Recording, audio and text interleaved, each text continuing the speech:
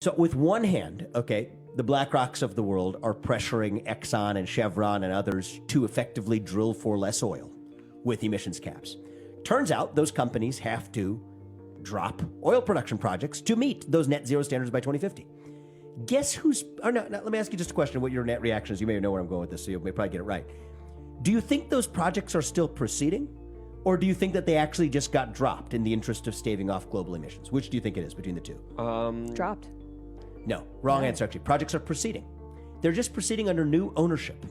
So the firms that are buying up these projects from Chevron include the likes of PetroChina on the other side of the world. Now you ask the final question, guess who's one of the large shareholders of PetroChina?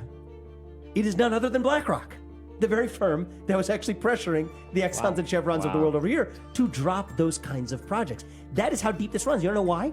Because if you go to China and say, I'm going to establish an ESG agenda and scope 3 emissions targets, they're going to tell you to get the heck out and to shut the door on your way out because we built a great Chinese wall, the Great Wall that stops you from entering the Chinese market if you're going to mess with our companies. But actually, if you're also one of those firms that's doing it to the US, we'll roll out the red carpet. And that's exactly why BlackRock became the first foreign owner to win a license to sell mutual funds in China a few years ago because they were doing the bidding of the CCP. So this runs deep, right?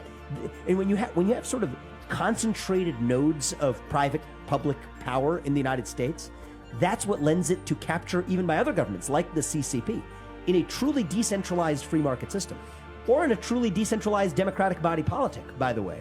That doesn't lend itself to capture, including by foreign actors. But when you have that level of concentration of both capital, but also capital coordinated with state action, that's what lends itself to capture from abroad, and that's the game the CCP has actually mastered.